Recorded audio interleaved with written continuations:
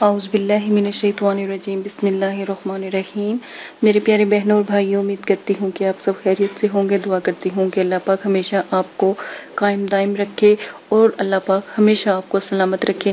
جیسا کہ میں نے پہلے بھی آپ کو ویڈیو میں بتایا تھا کہ تیسری آنکھ کے بارے میں دیکھیں، اس کے نقصانات میں یہ ہے کہ اگر کوئی شخص عصبی مرض کا شکار ہو، یا کسی پر کوئی ذی روح مسلط ہو، یا کسی پر سایہ ہو، یا پھر اس کے گھر میں کوئی فوتگی ایسی ہوئی ہو جو خودکشی کا طریقہ اختیار کیا ہو، قتل و غارت ہوا ہو، ایسی قسم کے جو لوگ ہیں ان کے اوپر جو اثرات بہت زیادہ برے پڑتے ہیں، تو ہرگز وہ لوگ اس کو استعمال نہ کرے، ورنہ خطرہ عظیم ہو سکتا ہے۔ ٹھیک ہے، روحانی قوتیں، ٹھیک ہے، اس کے بارے میں تھوڑی سی آج اس کی میں تشریح آپ سے کرنا چاہتی ہوں کہ سب سے پہلے روحانی قوتوں کی تشریح اس لیے کی جا رہی ہے، یا اس لیے تمام باتیں آپ کے ساتھ شیئر کی جا رہی ہیں تاکہ آپ کو جو سبق اول کی حیثیت رکھتا ہے روحانی قوتیں، اس کا جو ہے آپ کو پتہ ہونا چاہیے، جن کا جاننا آپ کے لیے انتہائی ضروری ہے۔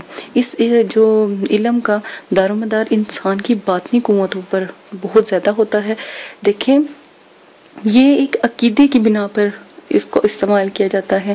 اگر آپ کا عقیدہ کمزور ہوگا یا توکل رب مضبوط نہ ہوا تو پھر اس کا کوئی فائدہ نہیں ہے۔ آپ کے اندر روحانی قوتیں ہر کسی کے اندر ہوتی ہیں، کسی کے اندر کم ہوتی ہیں، کسی کے اندر زیادہ ہوتی ہیں، لیکن جب تک اندرونی قوتیں کام نہ کریں، اس وقت تو کوئی چلہ نہ ہی کوئی ریاست جو ہے، سب چیزیں میرے خیال میں بیکار ہیں۔ ہر انسان کے اندر روحانی قوتیں موجود ہوتی ہیں، لیکن یہ قوتیں یکساں نہیں ہوتی، کسی میں کم ہو جاتی ہیں، کسی میں زیادہ ہوتی ہیں۔ یہی وجہ ہوتی ہے کہ بعض لوگوں کو چلے سے پہلے ہی روز جیسے وہ چلا کرتے ہیں، ان کے جو مشاہدات ہیں ان کو ظاہر ہونا شروع ہو جاتے ہیں، لیکن بعض لوگوں کو کافی عرصہ گزر جاتا ہے تب بھی کوئی چیز نظر نہیں آتی ہے۔ تو یہی وجہ ہوتی ہے کہ بار بار ناکامی کی صورت میں لوگ عملیات سے بدظن ہو جاتے ہیں اور فرضی سمجھتے ہیں یا توبہ نعوذ باللہ غلط سمجھتے ہیں، تو ان کے نزدیک عمل ہی غلط ہوتے ہیں۔ تو ایسے لوگوں کے چکروں میں نہ پڑے رہیں، تو ہمیں چاہیے کہ ہم توکل کو مضبوط رکھیں۔ ہر عمل آزمودہ اور مجرب ہوتا ہے، ٹھیک ہے، نتیجہ اس کا ہر کسی کو ملتا ہے، یہ بات نہیں ہے، لیکن ان کی روحانیت اتنی کمزور ہوتی ہے تو ان کی وجہ سے ہی جو ہے وہ کامیاب نہیں ہو پاتے، کیونکہ انہوں نے روحانیت کو بڑھانے کی محنت نہیں کی ہوتی، روحانیت کو بڑھانے کے لیے چلہ نہیں کیا ہوتا۔ بہت سی ایسی کوتاہیاں اور خامیاں ان کے اندر ہوتی ہیں، لیکن وہ تلاش باہر کر رہے ہوتے ہیں۔ آخر ناکامی کی وجہ کیا ہے؟ لوگ کیوں نہیں اس بات کو سمجھتے؟ عمل پڑھنے یا چلہ کھینچنے سے پہلے اپنے رب کو راضی کیوں نہیں کرتے؟ قوت جو اللہ نے بخشنی ہے تو کیوں نہیں اس کی اللہ پاک سے مانگتے؟ پڑھائی کیوں نہیں کرتے؟ جیسے ذکر بتایا جاتا ہے اس طرح ذکر کیوں نہیں کرتے؟ کوئی خاص ولی یا پیر یا مہربان، صرف بزرگ، فقیر، یہ سب کیا ہے؟ کیونکہ انہوں نے اپنے رب کو راضی کیا، اپنے رب کا حکم بچا لایا۔ ان کو قوتیں اللہ پاک نے اپنے ذکر سے ہی بخشی۔ اللہ پاک کو آپ کے کسی کام کی ضرورت نہیں ہے، کھانے کی ضرورت نہیں، پینے کی ضرورت نہیں، آپ کی پڑھائی، آپ کی نماز کی کسی چیز کی ضرورت نہیں ہے، ٹھیک ہے نا؟ اگر آپ ذکر نماز کرتے ہو تو اپنے لیے کرتے ہو، اپنی دل کو سکون دینے کے لیے کرتے ہو، اپنے کاموں کو آسان کرنے کے لیے جو ہے آپ ذکر کرتے ہو، ٹھیک ہے نا؟ اس سے اللہ پاک کو آپ کی، میرا نہیں خیال کہ ہمارے رب کو اب عبادت کی ضرورت ہے۔ ہم سے زیادہ تو اللہ پاک کے پاس فرشتے ہیں جو صبح سے لے کے شام تک اللہ کی عبادت کرتے ہیں، ٹھیک ہے؟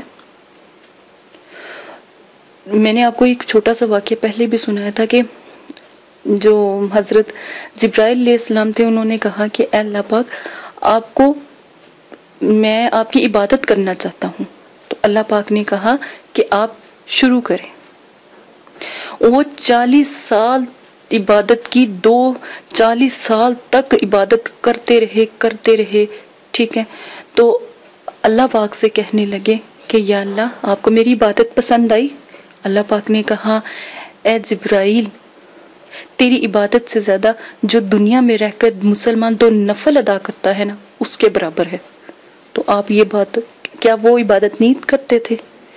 کیا وہ پرہیزگار نہیں ہیں؟ اللہ کے جو فرشتے ہیں وہ ہم سے زیادہ عبادت گزار ہیں، جنات جنات ایک ایسی قوم جو ہم سے بھی زیادہ عبادت گزار ہے، لیکن ہم اشرف المخلوقات ہیں۔ میرے نزدیک میں ہمارے نبی پاک صلی اللہ علیہ وسلم کا ہم پر سایہ ہونا، ان کا ہاتھ ہونا اتنا ہی کافی ہے۔ آ جائیں آپ بس اتنا یاد رکھیں، ان باتوں کو سنیں، پڑھیں، نماز پڑھیں، قرآن پاک پڑھیں۔ روحانیت تو انسان کے اندر ہے، بنا روحانیت کے بھی کام چلتے ہیں۔ اپنے اخلاق کو درست بنائیں۔ میرا نہیں خیال کہ دنیا بہت بہت دور تک آ جاتی ہے۔ عامل ہی بننا ہے نا، اپنے اخلاق کو درست کریں، ایک ذکر کی زکوٰۃ ادا کریں، اس ذکر کو چلائیں۔ اس ذکر کا آپ ساری زندگی نہیں دے سکو گے، دنیا کو دے تھک جاؤ گے۔ کامیابی الگ سے ہوگی، ذکر و ذکرات کی جو ہوتی ہے ترقی وہ الگ سے ہوتی رہے گی۔ صرف ایک لفظ اللہ کا نام لے لو آپ، اور اس سے دیکھنا کس طرح کام آپ کے بنتے ہیں۔ یہ عامل کا کام ہے۔ روحانی قوت بڑھانے کے جو عمل آپ کے ساتھ پیش کیے جا رہے ہیں ان کو غور سے سنیں، اس میں بھی کوئی کتنے راز چھپے ہیں جو ہم آپ کو نہیں بتاتے۔ شاید آپ کو جو ہے سننے سے، کرنے سے آپ کو جو راز پتہ لگیں گے، ٹھیک ہے نا۔ یہی عامل کی پہلی سیڑھی ہے، اس کا اخلاق، توکل، عقیدہ، محبت لوگوں سے۔ یہ رب کو پانے کے طریقے ہیں۔ لازم نہیں ہے کہ روحانیت پاؤ گے تو سب کچھ ہوگا۔ کشف قلوب تو اللہ کے ذکر سے بھی حاصل ہو جاتا ہے، تو وہ آپ حاصل کر سکتے ہو۔ بات میری لمبی ہوتی جا رہی ہے، ایک چھوٹا سا عمل آج میں آپ کو بتاؤں گی روحانی قوت کو بڑھانے کا۔ یا متینو، یا متینو،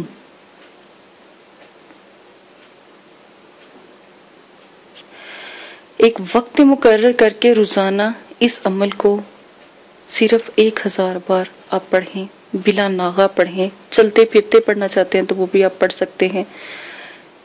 کچھ عرصے کے بعد عامل کے اندر روحانی قوت ایسی زبردست طاقت حاصل کرتی ہے جس کی آپ خود بھی حیرانگی ہوگی جب آپ اس عمل کو کریں گے، پڑھیں گے۔ بے شک آپ کوئی وقت مقرر نہیں کر سکتے، لیکن اگر آپ چلتے پھرتے بھی پڑھیں تو اس کے بہت فائدے ہیں۔ کیا پتہ آپ کی روحانیت آپ کے خواب میں ہی مطلب کہ کھل جائے، ٹھیک ہے۔ روحانیت کا حاضر ہونا، تیسری آنکھ کا کہ پردوں کا ہٹنا خواب میں بھی اکثر دفعہ ہوتا ہے۔ زیادہ تر لوگوں کو خواب میں بھی وضاحت سے نظارے ہونے لگ جاتے ہیں، بزرگوں کی ملاقاتیں ہوتی ہیں، ٹھیک ہے نا۔ کر کے دیکھیے گا۔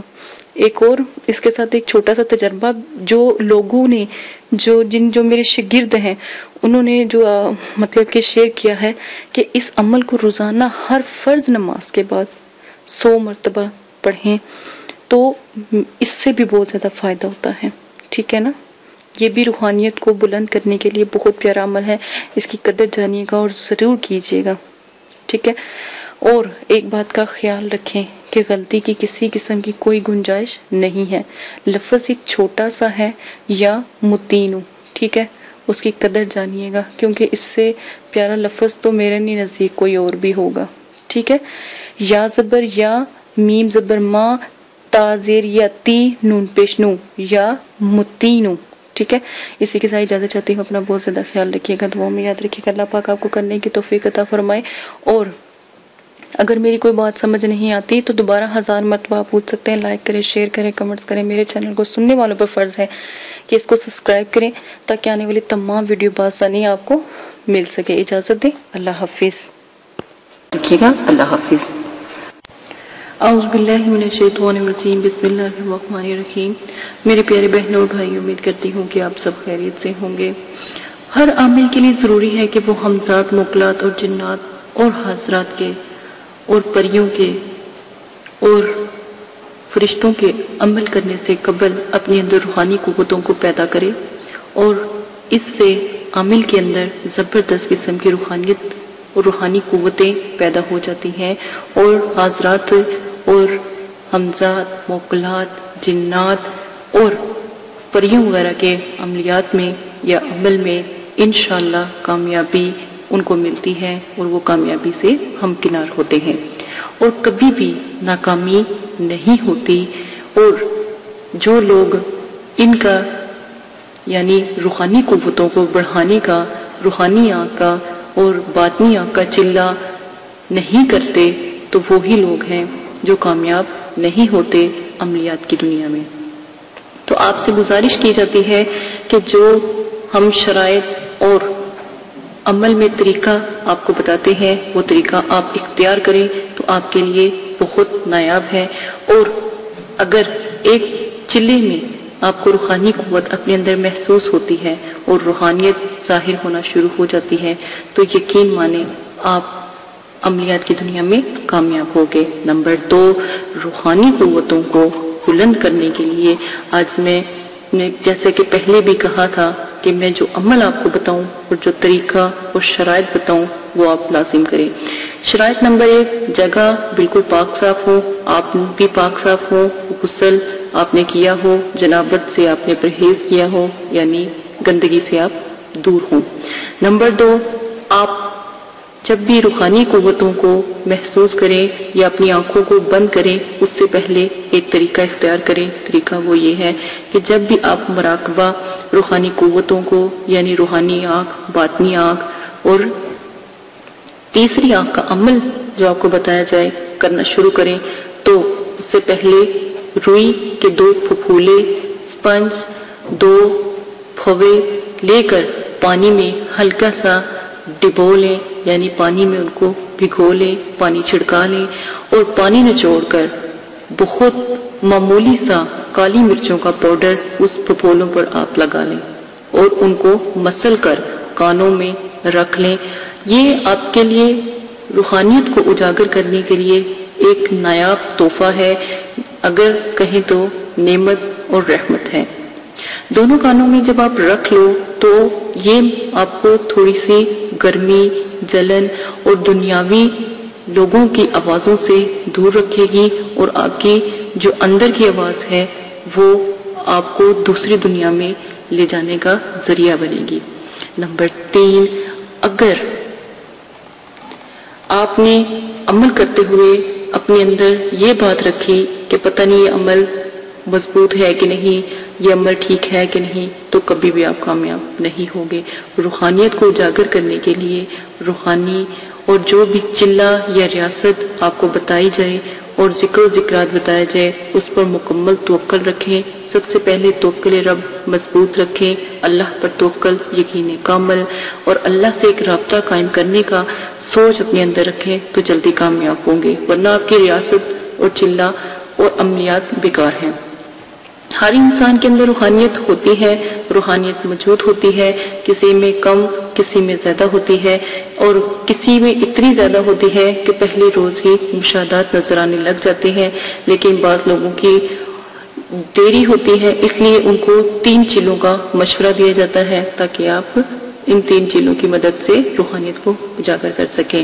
نمبر 5، ایسے لوگ جو عصبی مرض میں مبتلا ہوں، دوروں میں یعنی کسی پر زیرو کا ہونا، مسلط ہونا، سفلی جنات کا مسلط ہونا، ایسی چیزیں اگر ہوں تو وہ ان عملیات سے پرہیز کریں اور روحانی قوت وغیرہ کا بھی عمل نہ کریں، کیونکہ اگر آپ پھر عمل کرتے ہو تو یہ پھر خطرناک ثابت ہو سکتا ہے اور خطرہ عظیم ہو سکتا ہے۔